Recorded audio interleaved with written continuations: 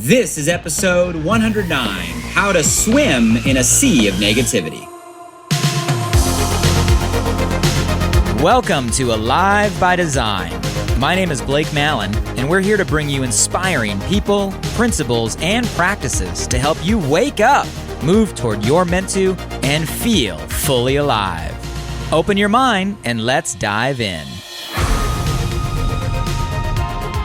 Hey guys, before you listen to the podcast, I just want to drop in and say I appreciate you for being here, and I'm super excited about this new Walk With Me series. These are solo episodes where I take some time in the middle of my morning run through the Santa Monica Mountains to share some inspired ideas and thoughts on my mind and heart. If you want to join me for any of these conversations live, you can catch me many mornings on my Facebook page, facebook.com/BlakeMallon.page. Would love to see you there. Love you guys. Enjoy the episode. Walk with me. So I heard a saying the other day. An entire ocean of water cannot sink a ship. Only water that gets inside the ship can sink a ship. And in similar fashion, all the negativity in the world, and there's a lot of it these days, isn't there, cannot have an effect on you unless that negativity gets inside you. I love that. Jumped off the page when I saw it. Like perfect analogy for the times that we're living in today. Because it does feel like there is an ocean, like an entirely worldly ocean of possible negativity around us. But it doesn't matter unless it gets inside us. And that's something we have control over. And I want to talk about not just that quote or that saying or that metaphor, but I want to dig into this concept of an ocean of negativity, how it might be affecting us in ways we know or ways that we don't know every single day. What that can mean if we let it. And most importantly, I always do my best to provide some solutions, some strategies, some shifts, some answers. And today I want to give just some simple things, some simple tools, some simple hacks when sometimes those drips of negativity get inside our own mind and what we can do about it. So before we get into that, I'm going to ask, hey, beautiful day here on the trails, finishing a morning run, sun is out. Got a sea of clouds today. Morning. Good morning. Morning.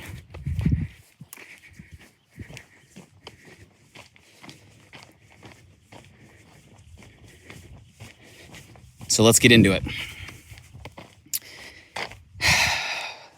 State the obvious. It does feel like an ocean of negativity these days. Everywhere you turn, everywhere you look, if you want to find it, and even if you want to stay away from it, it's going to be there. So much division, so much polarization.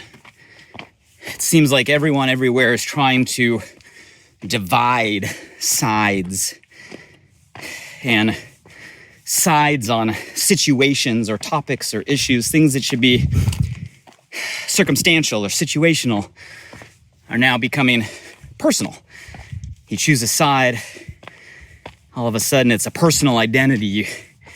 And even more so, sometimes the stones are now being cast to everybody who's not on your side. It's crazy. And it's all issues, yeah. Mask, no mask, freedom, no freedom, rules, right? No rules. Color, this color, that color, this belief, that belief. what the schools are doing, what the schools aren't doing. This political perspective, that political perspective, this person, that person, this decision, that decision.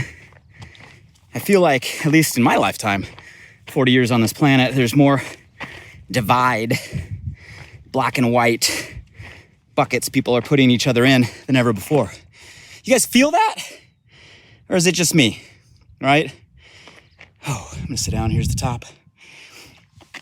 So I'm not gonna get into a political rant, nor am I gonna choose a side, and definitely not gonna cast a stone on the other. But my point is we are in a ocean of negativity. We are that ship. And we have to first understand the belief that, hey, there's nothing we can do about the ocean. We're not going to control the water. It's there. It's growing. The tide seems to be rising. But the entire ocean of water, the entire ocean of negativity cannot sink a ship, cannot have an effect on us unless we let that water, that negativity inside us. And that right there becomes a decision. That right there becomes a way we can be in control of our consciousness, of our destiny. That right there is the shift from the blowing of the winds, right, to the set of the sail, the living by default to a living by design. And you might first ask, well, why is that important? You know, I remember a quote I heard in my early 20s that always stuck with me. It was, if you knew the power of a negative thought, you would never think a negative thought. Probably 2 decades ago, I heard that, and that's always stuck with me. If you knew the power of a negative thought, you would never think a negative thought. And I'll be the first to admit there's been seasons of my life where I've been better at that, better by means of my natural belief system slanted toward positive, right? A positive thought, a positive perspective, right? A positive wiring. There's been seasons of my life, though, where it hasn't always been, where, you know, my first reaction would be a negative thought, you know? And I think if we're all honest with ourselves over the last couple of years, you know, myself included, it's been hard to maintain a perpetually positive mindset and not have negativity get into our own mind and between our own ears. So we're constantly always having to evaluate where are we at when it comes to our own negative thought patterns, our own negative self-talk, knowing that nobody's ever perfect and the goal is not to pretend to be, but to be conscious or aware of the inner conversation we are having, to a level we can be honest with ourselves. When it starts to slant negative, especially repeatedly negative, it becomes a pattern of negative, we're able to stop, recognize, and course correct. And if we go a layer deeper, well, does it really matter? Like, it's just a thought, right? It's just an inner dialogue, you know? Does it really matter if what I'm saying to myself is a negative thought or negative belief? And guys, the answer is yes, yes, yes. I can go do a whole dissertation on this, but I'll give you the summary view, the Cliff Notes view, right? A single thought of negativity is that, it's a single thought. But what happens, the way we are programmed, the way our mind literally works on a biological level, is it seeks familiarity. So once we have a thought, we already have nurture, right, working against us, our biology working against us, to cling on to a similar thought, to repeat that thought. How many times have you guys, if you're like me, you can relate, you get into a thought and sometimes your brain just starts to ruminate over and over and over again, and that thought begins to expand. What we focus on expands. Even a negative seed grows, right? And you start to spin, and if you let yourself go down that path, all of a sudden what started as a single negative thought becomes this massive, right, seemingly, problem, and we get stuck in that rumination. Who's been there? Be honest. And you guys, there's no guilt, there's no shame in all of that. It's how our brain is wired. You have a thought, the brain is programmed to seek familiarity, to find a similar thought. Literally, it builds a neural pathway of that thought happening over and over and over again. And it gets worse than that. Once we have a thought that continues to ruminate in our mind, that we continue to tell ourselves, that thought ends up creating a story, right? We say people get stuck in their story. How many of you guys have witnessed somebody that told themselves something over and over and over again? It's like they're on repeat. They can't get out of that story. Sometimes it comes out in their language over and over and over. And people outside can see, man, they're stuck in a negative thought pattern. They're stuck in a story, but they're not even aware. They've told themselves that so many times, it's become their reality. So a negative thought ruminates. A ruminating thought becomes a story. We get stuck in our story, but it goes even deeper. Goes to another part of our brain, our reticular activating system, our RAS for short, our filter that decides what of the things we sense actually hits a projection or a perception, right? A conscious awareness. That is programmed to follow our current thoughts or beliefs. So a single thought perpetuates, a perpetual thought becomes a story or a belief, and that belief literally programs the filter of which our biology chooses what we choose to see, hear, taste, feel, touch, all of our senses letting in. In other words, we are programmed to seek out and find things that are reinforcing our existing beliefs. It's a safety mechanism. It's a survival mechanism. We're built this way. So now all of a sudden that one negative thought became a story, that story became a belief, that belief flipped a filter, and now it's literally choosing what things we sense. That's where this concept, guys, of attraction comes in. We literally start to attract, that's the way that it feels, things that match our current belief system. And there's a whole other layer we could go into for people that have beliefs on an energetic level, on a frequency level, what that means in terms of the energy and frequency we're putting out and what is coming back. So guys, without going down that whole rabbit hole, I want you to understand that if you knew the power of a negative thought, you would never think a negative thought. If you knew that a thought is going to start to repeat, if it repeats, it becomes a story. If it becomes a story, it's literally a belief that shifts or flips our filter, that controls what we perceive, that ultimately dictates what we attract. If that were the power of a negative thought, you'd think twice about a negative thought. So I share that with you, and you can see this happen in your own life where you get stuck in your story, or people that are close to you get stuck in a story where if you get stuck there too long, it literally can create a dark cloud over you. It can start to, shift the way that you're living your life every single day. It can have an effect.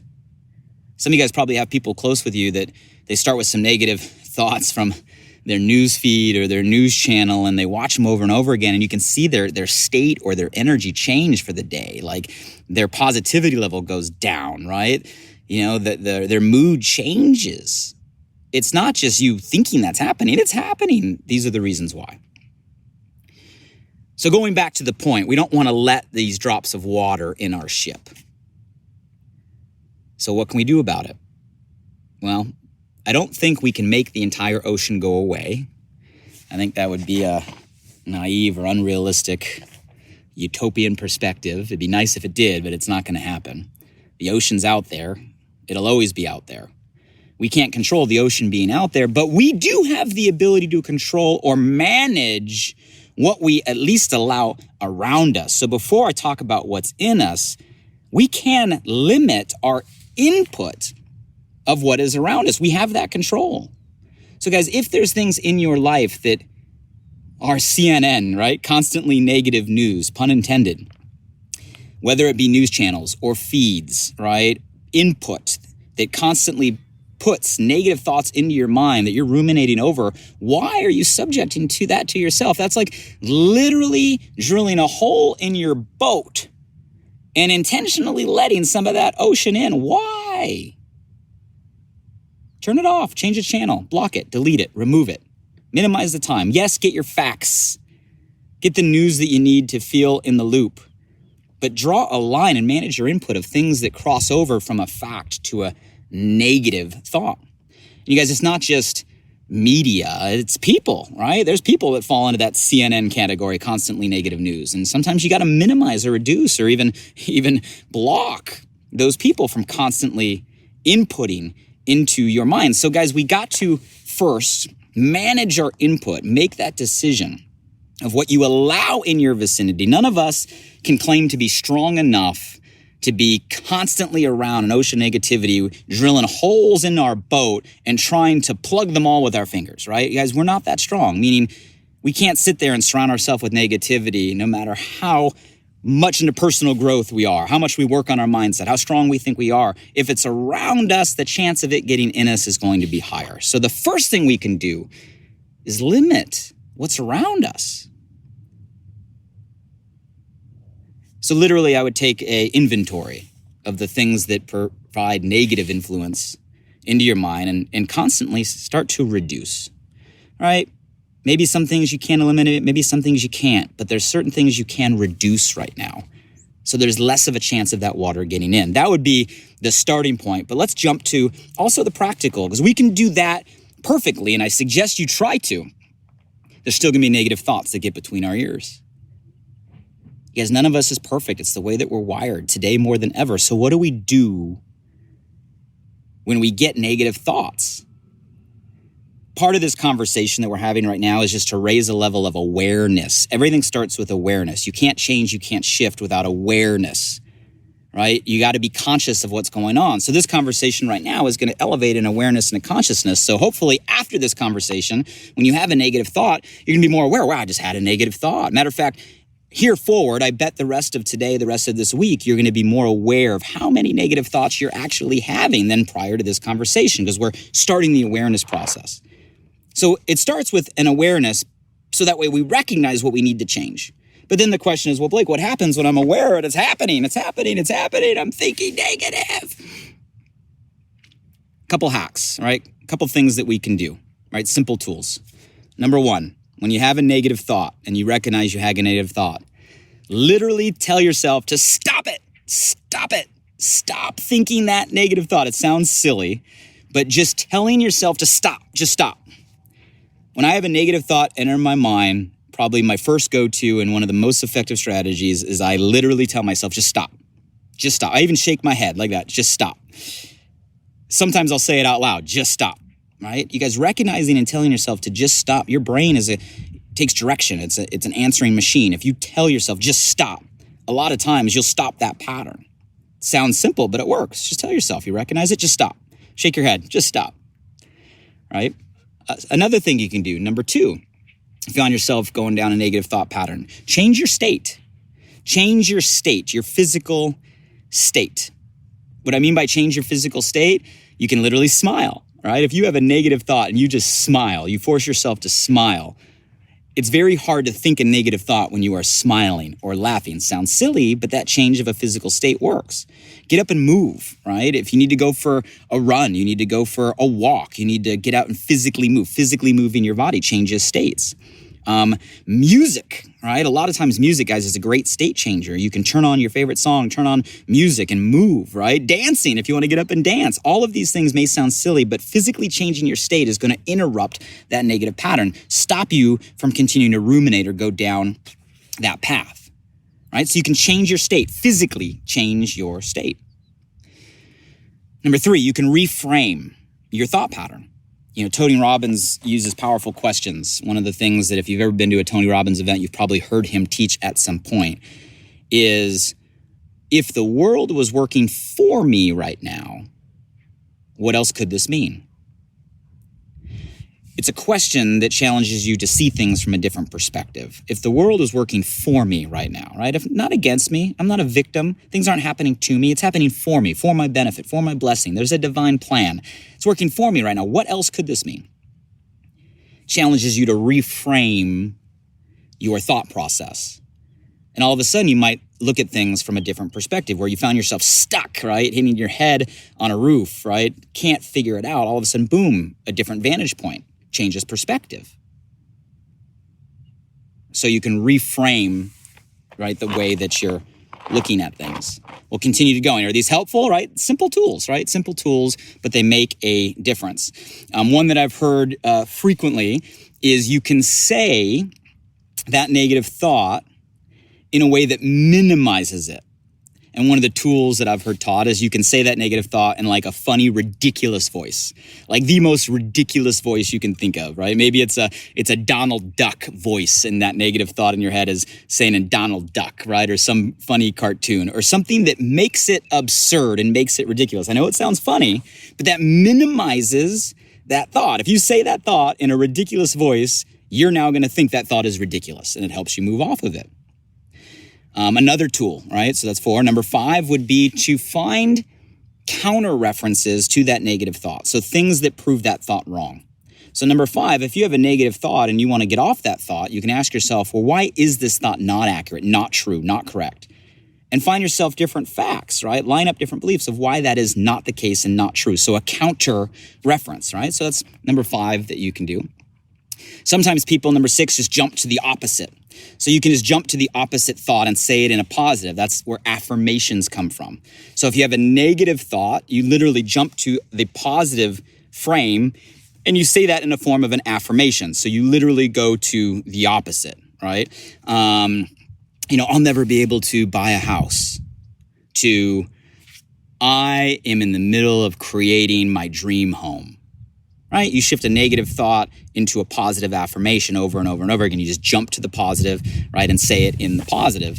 And so I think that's 6. I'll give you one more. Number 7. So number 7 would be, what if you were giving counsel or feedback to yourself? Yeah, sometimes it just takes stepping out of our own situation and looking at it from another vantage point. So if somebody else were sitting there saying or thinking the same thing that you're thinking yourself, what advice would you give to help them? Kind of step into that counselor mode of ourselves. Again, it's another way of coming from a different vantage point or different perspective. Sometimes we're great advice givers, right, of other people, but we don't recognize when we're in that own situation. So remove yourself from the situation and give yourself the advice as a third party. So guys, there's 7. I'll stop right there. Those are all tools, right? Some of which I personally use, and I know they're highly effective more than others. All of which I have heard taught in different ways, so I know they're effective tools. You don't need to know all 7 or use all 7, but maybe you grab 1, 2, 3 that you find effective for you, and you recognize if you have that negative thought, you have a negative thought pattern, boom, you're aware, you recognize, and you use any of those tools to immediately stop that pattern from ruminating, stop it from becoming a story, stop it from going down and shifting your RAS or creating a belief or even a magnetism. Stop all of that, shift to a positive. And you guys, those are ways that as water splashes into our boat, we're able to get that thing off and get our mind dry, so to speak, so we continue to move forward. And until the next time we walk and talk together, hope all of you guys stay safe, stay healthy, and stay positive with the tools that we had today. Take care, everybody. Hey guys, one last thing. I'm super excited that this new podcast, Alive by Design, just went live. You see, I designed the show to bring you inspired thoughts and fascinating conversations with the world's most impactful people, to provide transformative principles and practices to help you wake up, move toward your meant to, and feel fully alive. And I'd love for you to help me spread the word now. Simply subscribe, rate, and review the podcast on this platform right now. So if I've ever given you value, please do me this personal favor and go subscribe now. And if you found today's episode helpful in any way, make sure you share this with at least one friend today. You have the power right now to change someone's day. So send them a text message with a link to alivebydesign.com, or simply copy and paste the link right from this podcast platform. Who's one person you know right now that you want to see succeed, that you want to see grow, that you want to see feel more alive? Shoot them a text with your largest takeaway from today and be a light in their day. And if you were referred here by a friend, make sure you shoot them a text back and say thank you. I'd love to hear from you directly on what you got from today's podcast. So if you're up for it, drop by my Instagram @BlakeMallon and shoot me a DM. And as always, thank you for showing up. I'm grateful for you, and I hope our time together today in some small way helped you feel a little more alive. Until next time.